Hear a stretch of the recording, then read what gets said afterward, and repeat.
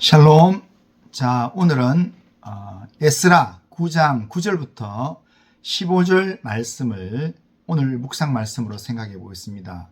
오늘 본문은 포로된 이스라엘 백성이 하나님의 긍휼로 다시 살아났음에도 불구하고 그 은혜를 잊고 다시 하나님의 은혜를 배신한 죄에 빠진 것을 고백하면서 에스라가 하나님 앞에서 이스라엘의 배신을 통회하는 회개의 기도를 하는 내용입니다. 오늘 말씀의 핵심은 하나님의 긍휼을 잊을 때 신앙은 무너지고 하나님과 관계는 부패한다라는 것입니다. 오늘 본문을 통해서 우리는 하나님의 긍휼이 얼마나 크며 그 긍휼을 배신한 죄가 얼마나 무서운가를 우리는 생각하게 될 것입니다. 오늘 본문은 바벨론 포로에서 귀환한 이스라엘 백성의 죄악을 다루고 있습니다. 오늘 9절을 보면 우리가 비록 노예가 되었사오나 우리 하나님이 우리를 그 종살이하는 중에 버려두지 아니하시고 바사 왕들 앞에서 우리를 불쌍히 여김을 입고 소생하여 우리 하나님의 성전을 세우게 하시며 그 무너진 것을 수리하게 하시며 유다와 예루살렘에서 우리에게 울타리를 주셨나이다 라고 말씀합니다. 이스라엘은 하나님의 긍휼로 다시 일어섰습니다. 무너진 성전을 다시 세우고 무너진 신앙을 다시 회복할 기회를 얻었습니다. 이것이 바로 이스라엘에 임한 하나님의 은혜였습니다. 하지만 이들은 다시 믿음의 순결함을 버리고 하나님을 배신하는 삶을 살았다는 겁니다. 이방 여인과 결혼하고 세속의 가치와 타협했습니다. 그들의 문제는 단순히 이방인과 결혼하는 결혼 문제가 아니라 믿음의 정체성을 잃어버린 죄를 지었다는 겁니다. 이때 에스라는 이 소식을 알고서 통곡하며 옷을 찢고 하나님 앞에 무릎을 꿇었습니다. 6절에 보면 이는 우리 죄악이 많아 정수리에 넘치고 우리 허물이 커서 하늘에 미침이니이다 라고 그렇게 고백합니다. 에스라의 기도는 이렇게 기도하게 됩니다. 10절을 보면 우리 하나님이여 이렇게 하신 후에도 우리가 주의 계명을 저버렸사오니 이제 무슨 말씀을 하오리까 라고 말합니다.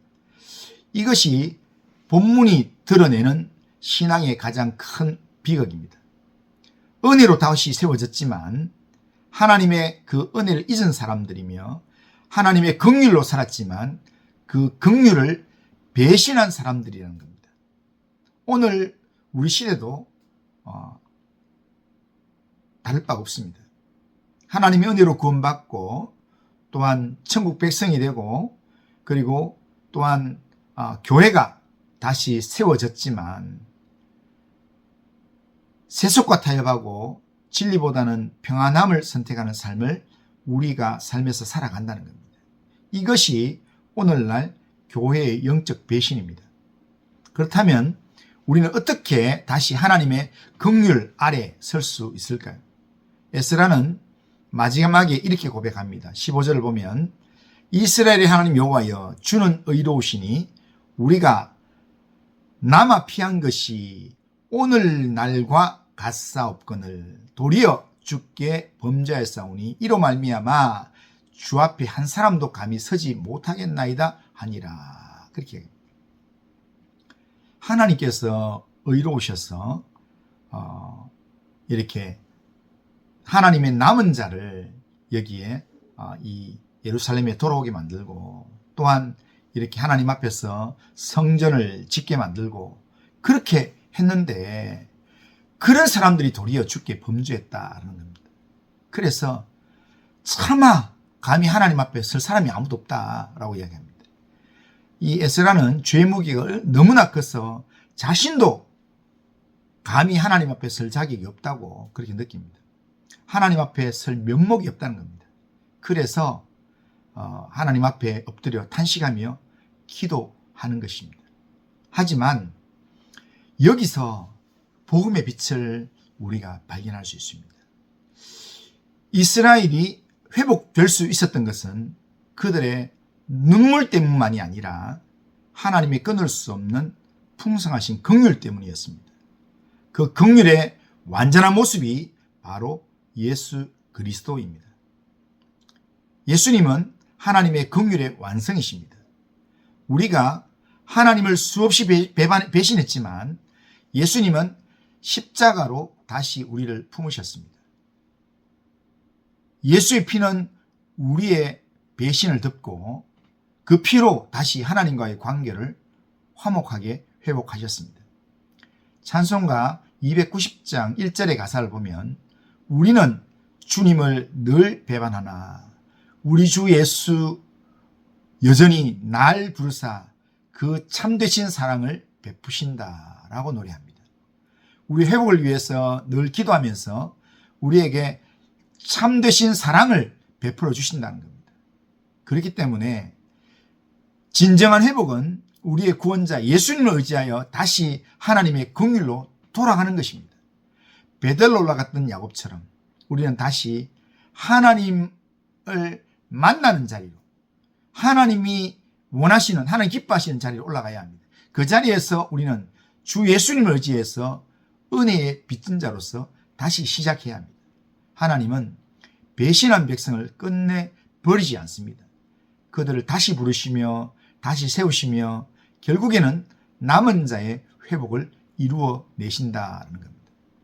그러기에 오늘 우리에게 필요한 신앙은 죄가 하나도 없는 완벽한 순종이 아니라 주 예수님 안에서 하나님의 긍휼을 기억하는 신앙입니다. 하나님의 은혜를 잊지 않고 하나님부터 받은 사랑을 다시 하나님께로 돌려드리는 그 믿음을 회복하는 신앙입니다. 하나님을 의지하 기억하고 하나님의 사랑을 다시 기억하고 하나님께 그 사랑을 다시 돌려드리는 믿음, 이 믿음이 하나님 기뻐하시는 믿음입니다. 오늘 이 하루도 진노 중에라도 긍휼을 잊지 아니하시는 하나님을 기억함으로 하나님의 긍휼에 우리 인생을 맡기는 믿음의 삶을 살기를 바랍니다. 하나님의 긍휼이 우리 가운데 있습니다. 그러나 그 긍휼 앞에 우리가 배신한다면 더 이상 설 자리가 없습니다. 그러기에 끊임없이 긍휼하심으로 우리를 품어주시고 우리를 기다려주시고 우리를 인도하시는 그 하나님을 기억함으로 하나님의 긍휼에 우리 인생을 맡기며 믿음으로 반응하며 하나님 백성다운 삶을 회복하는 그런 믿음의 삶을 살아가시기를 주님의 이름으로 축원합니다. 기도합니다. 거룩하신 하나님 아버지, 오늘도 우리의 삶을 하나님께 맡깁니다. 하나님 아버지, 하나님은 택하신 백성에게 끊임없는 긍휼하심으로 덮어주시고 인도하시고 함께 하셨는데 하나님, 하나님의 긍휼을 제대로 이해하지 못하고 하나님의 그 은혜를 배반하고 세상을 따라가고 세상과 타협하는 그런 어리석은 삶을 사는 우리의 모습이 아닌지를 돌아봅니다. 하나님 아버지, 우리의 모습, 우리의 어리석은 모습을 청산하게 하시고 정말 하나님의 긍휼에 믿음으로 반응할 수 있도록 주 예수를 의지하는 믿음으로, 주님을 의지하는 믿음으로 다시 한번 하나님 앞에 설 수 있도록 우리의 마음을 회복시키시고 인도하여 주옵소서. 주님 의지합니다. 예수님의 이름으로 기도드리옵나이다. 아멘.